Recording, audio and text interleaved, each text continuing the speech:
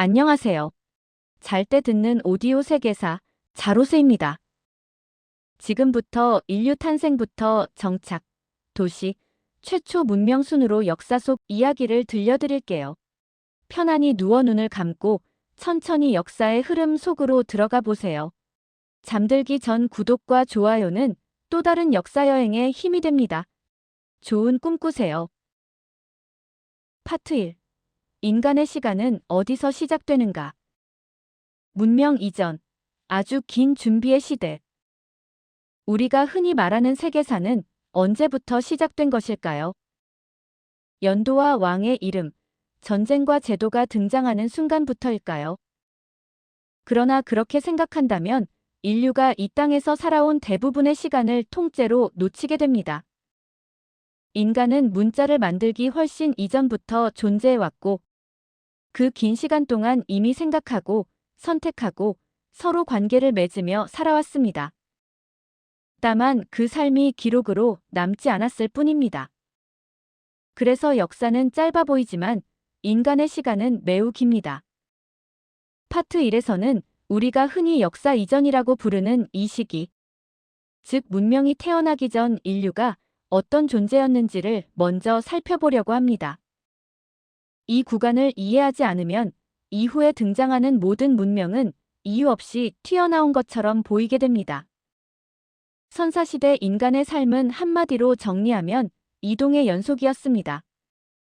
이들은 한 곳에 오래 머무르지 않았습니다. 사냥감이 있는 곳으로 이동했고 채집할 수 있는 식물이 사라지면 다시 떠났습니다. 집이라고 부를 만한 고정된 공간도 없었고 소유 역시 최소한에 그쳤습니다. 많이 가질수록 이동이 불편해졌기 때문입니다. 인간은 자연을 바꾸기보다는 자연에 맞추어 움직이는 존재였습니다. 이 시기의 인간은 단순히 본능에 따라 움직인 것이 아니라 계절과 지형, 동물의 습성을 이해하며 상당히 정교한 판단을 내렸습니다. 즉, 문명은 없었지만 사고력과 사회성은 이미 충분히 발달해 있었습니다. 이러한 삶의 방식은 인간의 사고 구조에도 깊은 흔적을 남겼습니다. 이동하며 살아가는 사회에서는 빠른 판단과 집단 간 협력이 무엇보다 중요했습니다. 사냥에 실패하면 모두가 굶주렸고 잘못된 이동은 공동체 전체를 위험에 빠뜨릴 수 있었기 때문입니다. 따라서 선사시대 인간은 개인의 판단보다 집단의 합의를 중시하는 경향을 보였습니다.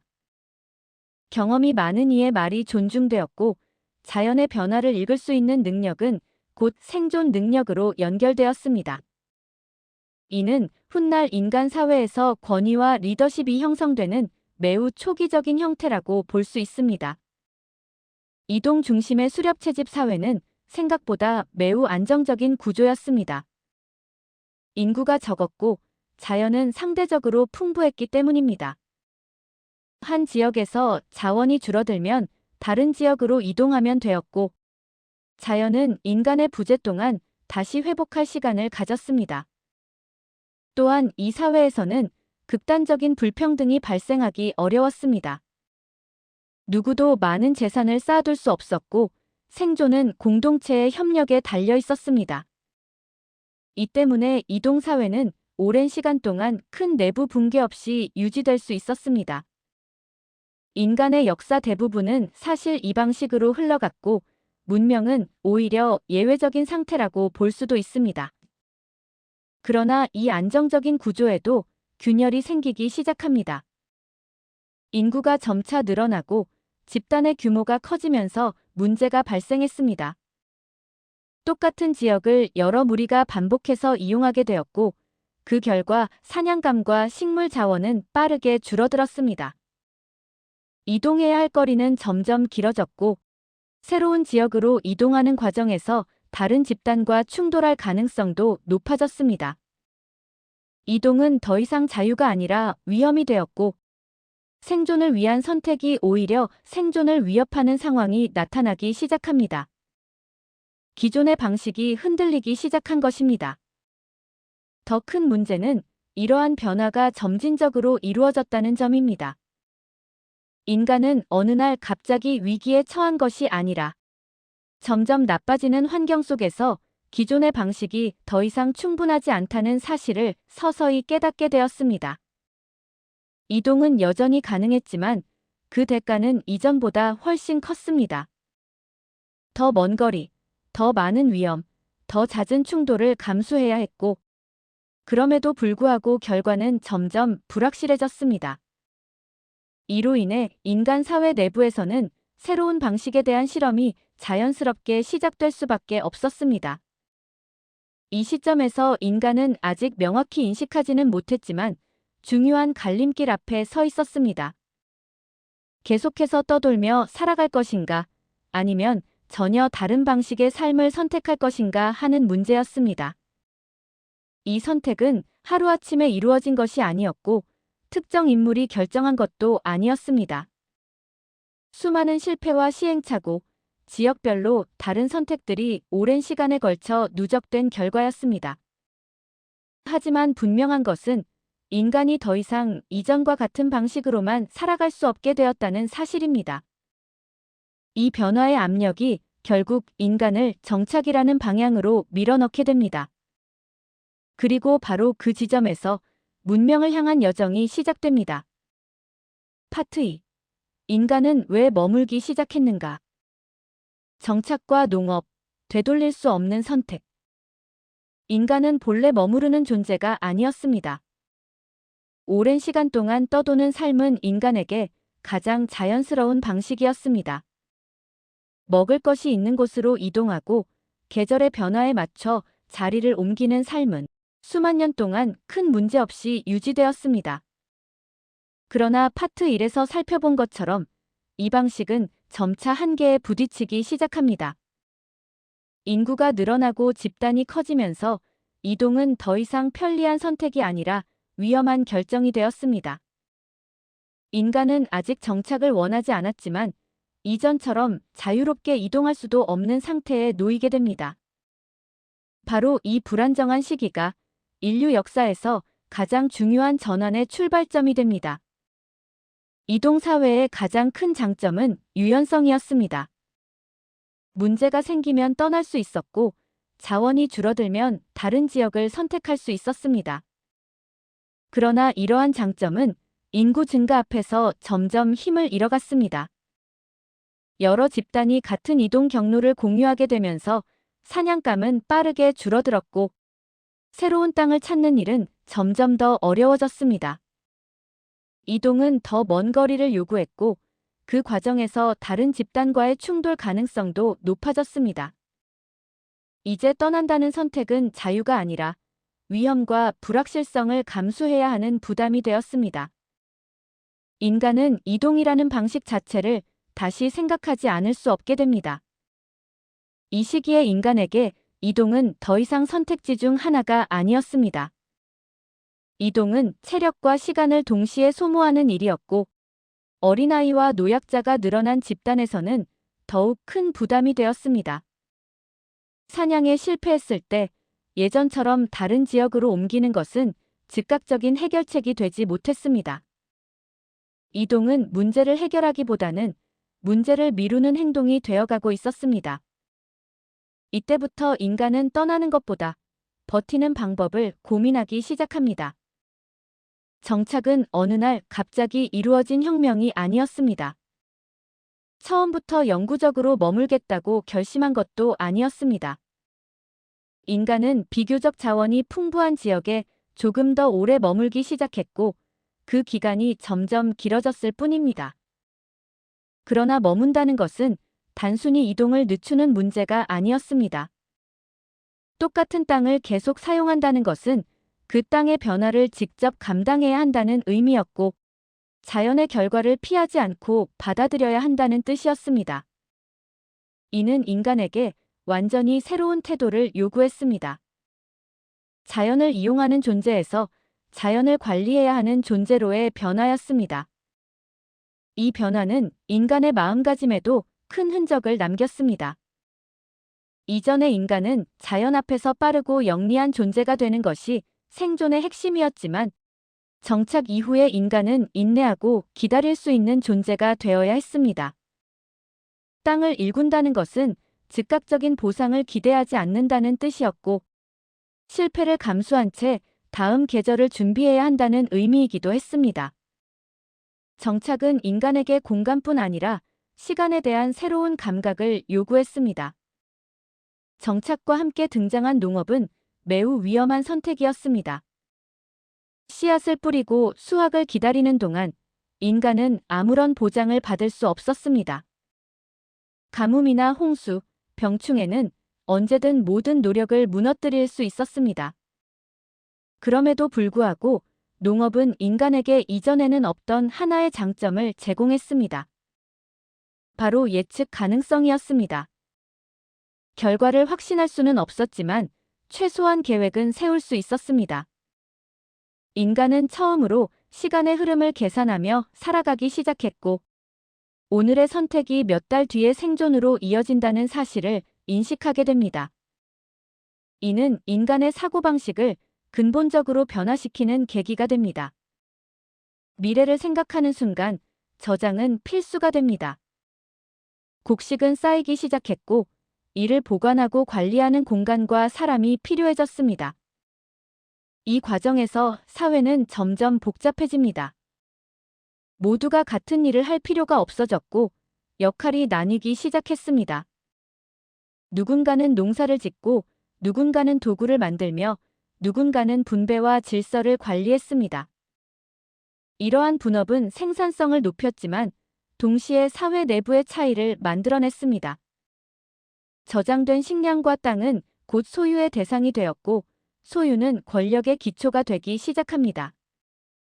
정착은 처음에는 하나의 선택지였지만 시간이 흐르면서 되돌릴 수 없는 구조로 굳어집니다.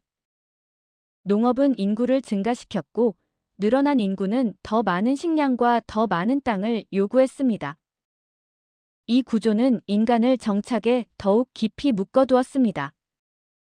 다시 떠난다는 것은 이제 더 큰 위험을 의미했고, 정착 사회를 유지하지 못하면 공동체 전체가 붕괴될 수 있는 상황이 되었습니다. 아직 2단계의 인간 사회를 문명이라 부르기는 어렵지만, 분명한 것은 인간이 이미 문명의 방향으로 움직이고 있었다는 사실입니다. 마을은 점점 커졌고, 이 흐름은 결국 도시의 탄생으로 이어지게 됩니다. 이렇게 형성된 정착 사회는 점차 더 많은 규칙과 기준을 필요로 하게 됩니다. 누가 어느 땅을 사용하고 수확물은 어떻게 나누며 갈등이 발생했을 때 누가 이를 조정할 것인지에 대한 문제가 생겨났기 때문입니다. 아직 문자도 법도 없었지만 인간은 이미 질서라는 개념을 실험하고 있었습니다. 그리고 이 실험이 반복되면서 단순한 마을은 점차 하나의 체계로 진화하게 됩니다. 파트 3. 마을은 어떻게 도시가 되었는가? 마을이 커질 때 생기는 문제.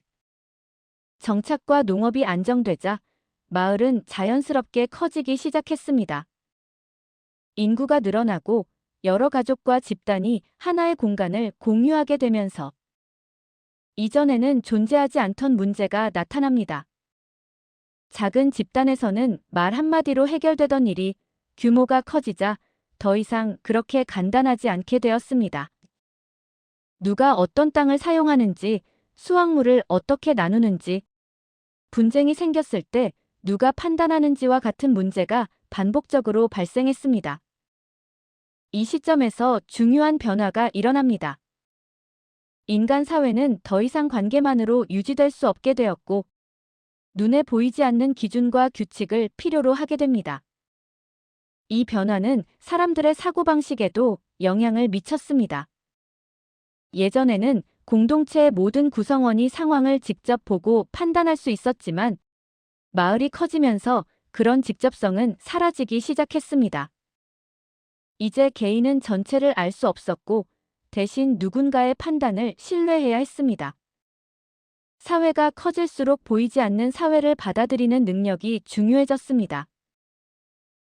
권위의 등장. 누군가는 결정해야 했다. 모든 사람이 동등하게 의견을 낼 수 있는 사회는 규모가 커질수록 유지되기 어려워졌습니다. 반복되는 갈등 속에서 경험이 많거나 조정 능력이 뛰어난 사람이 자연스럽게 중심 역할을 맡게 됩니다. 처음에는 임시적인 역할이었지만 시간이 지나며 이 권한은 점점 고정됩니다. 사람들은 결정권을 특정 인물이나 집단에 맡기기 시작했고 그 판단을 따르는 것이 공동체 전체에 더 유리하다는 사실을 깨닫게 됩니다. 이렇게 등장한 권위는 아직 왕이나 국가와 같은 형태는 아니었지만 분명한 위계의 시작이었습니다. 중요한 점은 이러한 권위가 처음부터 강압적으로 작동하지는 않았다는 사실입니다. 사람들은 억지로 복종하기보다는 공동체가 유지되기 위해 필요하다고 느꼈기 때문에 권위를 받아들였습니다. 질서를 따르는 것이 개인의 생존에도 도움이 된다는 인식이 퍼지면서 권력은 점차 자연스러운 구조로 자리 잡게 됩니다. 인간 사회는 처음으로 지배와 복종이라는 개념을 실험하기 시작합니다. 마을이 도시로 변하는 순간은 단순히 인구가 많아졌을 때가 아닙니다. 도시에는 반드시 몇 가지 조건이 필요했습니다. 안정적인 식량 공급, 전문화된 노동, 그리고 사람들을 묶어주는 중심 공간입니다. 곡식 창고, 재해 공간, 회합 장소는 단순한 건축물이 아니라 사회의 구조를 눈에 보이게 만드는 장치였습니다. 사람들은 더 이상 서로를 모두 알지 못했지만 같은 공간과 규칙 안에 속해 있다는 감각을 공유하게 됩니다. 이때부터 도시는 단순한 거주지가 아니라 하나의 시스템으로 작동하기 시작합니다. 도시가 커질수록 인간은 모든 규칙을 인간의 말로만 유지하기 어렵다는 사실을 깨닫게 됩니다. 여기서 신과 제의의 역할이 중요해집니다. 신은 단순한 믿음의 대상이 아니라 질서를 정당화하는 존재였습니다. 왜 이 규칙을 따라야 하는지, 왜 특정 인물이 권위를 가지는지에 대한 설명을 신이 대신해 주었습니다. 이는 공동체 내부의 갈등을 줄이는 강력한 장치였습니다. 인간은 처음으로 보이지 않는 존재를 통해 사회를 유지하는 방법을 터득하게 됩니다. 이러한 신과 제의의 체계는 단순히 믿음의 문제가 아니었습니다. 이는 사람들이 같은 규칙을 공유하고 있다는 신호였고 공동체 구성원임을 확인하는 장치였습니다. 제의에 참여한다는 행위 자체가 도시의 질서에 속해 있다는 선언과도 같았습니다. 도시가 운영되기 위해서는 기억만으로는 부족했습니다. 누가 무엇을 얼마만큼 생산했고 누구에게 분배되었는지를 정확히 남길 필요가 생깁니다. 이 필요에서 문자가 탄생합니다. 문자는 단순한 기록 수단이 아니라 권력의 도구였습니다. 기록을 관리하는 사람은 정보를 통제할 수 있었고 이는 곧 사회의 핵심을 장악하는 일이었습니다. 인간은 이 시점에서 비로소 시간과 공간을 넘어 지식을 축적할 수 있게 되었고 문명은 개인의 삶을 넘어 지속될 수 있는 구조를 갖추게 됩니다. 문명의 탄생. 되돌릴 수 없는 단계. 이제 인간 사회는 명확히 이전과 다른 단계에 들어섰습니다. 도시는 더 많은 사람을 끌어들였고 권력과 질서는 더욱 정교해졌습니다. 이 구조는 편리함과 안정성을 제공했지만 동시에 불평등과 갈등의 씨앗도 함께 품고 있었습니다. 중요한 점은 이 단계에 들어선 인간은 다시 완전한 이동 사회로 돌아갈 수 없게 되었다는 사실입니다. 문명은 선택이 아니라 조건이 되었고 인간은 자신이 만든 구조 안에서 살아가게 됩니다. 그리고 바로 이 지점에서 세계사라는 긴 이야기가 본격적으로 시작됩니다. 다음 편에서는 이 초기 문명들이 어떻게 서로 다른 길을 걷게 되었는지를 살펴보게 됩니다. 파트 4. 문명은 왜 동시에 그러나 다르게 탄생했는가? 강의 문명과 인간의 선택. 문명이 갑자기 등장한 것처럼 보이는 이유. 도시와 문명이 등장하는 시기를 살펴보면 마치 약속이라도 한 것처럼 비슷한 시기에 여러 지역에서 문명이 나타난 것처럼 보입니다. 메소포타미아, 이집트, 인더스, 황호 유역이 대표적입니다. 이 때문에 문명은 종종 갑작스러운 발명처럼 오해되기도 합니다. 그러나 실제로는 그렇지 않습니다. 이 지역들은 오랜 시간 동안 정착과 농업, 사회적 분화를 반복하며 충분히 축적된 변화를 겪고 있었습니다. 문명은 어느 날 갑자기 튀어나온 결과물이 아니라 이미 성숙해 있던 조건들이 일정 수준을 넘어서면서 드러난 단계였던 것입니다. 이 시기의 사람들에게 문명은 아직 이상적인 상태가 아니었습니다. 오히려 더 많은 규칙과 의무를 요구하는 부담스러운 구조에 가까웠습니다. 그럼에도 불구하고 사람들은 이 구조를 유지하려 했습니다. 왜냐하면 이미 이전의 단순한 정착 사회로 돌아가기에는 사회가 너무 커져 있었기 때문입니다. 문명은 편리해서 선택된 것이 아니라 다른 선택지가 사라졌기 때문에 유지되었습니다. 강이 만든 기회와 제약. 초기 문명들이 공통적으로 강 유역에서 탄생했다는 점은 우연이 아닙니다. 강은 물과 비옥한 토양을 제공했고 농업 생산성을 획기적으로 끌어올렸습니다. 그러나 동시에 강은 예측 불가능한 존재이기도 했습니다.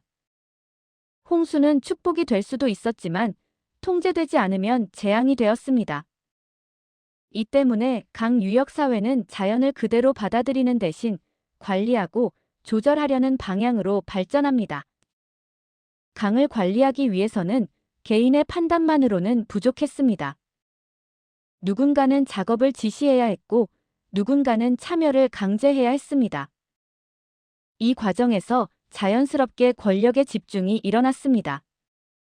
강은 단순한 자연 환경이 아니라 사회 구조를 재편하는 압력이었습니다. 강을 통제할 수 있는 집단이 곧 사람들을 통제할 수 있게 됩니다. 이 과정에서 사회는 더욱 강하게 결속되었고 동시에 강한 통제 구조를 필요로 하게 됩니다. 메소포타미아 불안정이 만든 경쟁. 메소포타미아는 두 강 사이에 위치했지만 홍수의 주기가 불규칙했고 외부 침입에도 취약한 지역이었습니다. 이 불안정한 환경은 도시 간의 경쟁을 빠르게 심화시켰습니다. 하나의 통일된 국가보다는 여러 도시국가가 서로 견제하고 충돌하는 구조가 형성됩니다. 이곳에서 법과 계약, 기록이 빠르게 발달한 이유도 여기에 있습니다. 언제든 질서가 무너질 수 있었기 때문에 규칙을 명확히 하고 이를 기록으로 남기는 것이 중요했습니다. 메소포타미아 문명은 안정 대신 복잡성과 경쟁을 통해 발전한 문명이었습니다. 이처럼 메소포타미아의 불안정한 환경은 사람들로 하여금 끊임없이 대비하게 만들었습니다.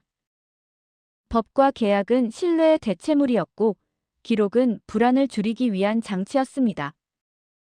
이 문명에서 질서는 자연스럽게 주어진 것이 아니라 계속해서 확인하고 갱신해야 하는 대상이었습니다. 이집트 안정이 만든 지속성. 반면 이집트는 상대적으로 예측 가능한 나일강 덕분에 안정적인 농업 환경을 유지할 수 있었습니다. 매년 반복되는 홍수는 질서를 가지고 있었고 이는 사회 전반에 안정감을 제공했습니다. 이집트 문명은 급격한 변화보다는 오랜 시간 동일한 구조를 유지하는 데 강점이 있었습니다.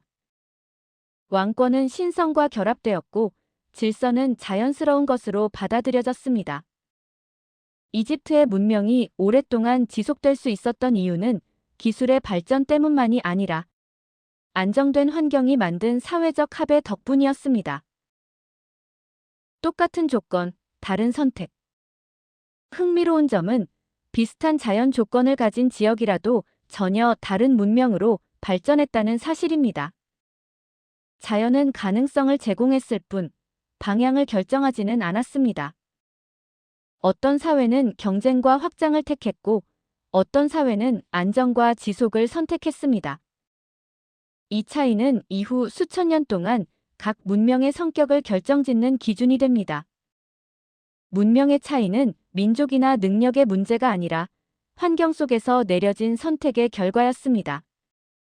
이러한 선택은 단기적인 효율의 문제가 아니었습니다. 한 번 형성된 문명의 성격은 이후 세대에도 영향을 미쳤습니다. 제도와 관습, 권력의 형태는 쉽게 바뀌지 않았고, 사람들은 이미 만들어진 틀 안에서 사고하고 행동하게 됩니다. 문명은 단순한 생활 방식이 아니라 인간의 사고방식 자체를 규정하는 틀이 되었습니다. 문명의 분화, 그리고 다음 단계. 이제 인간 사회는 단일한 흐름이 아닌 여러 갈래의 길로 나뉘기 시작합니다. 각 문명은 자신만의 방식으로 질서와 권력을 조직했고, 그 결과 서로 다른 역사적 궤적을 그리게 됩니다. 그러나 이 문명들은 완전히 고립되어 있지 않았습니다.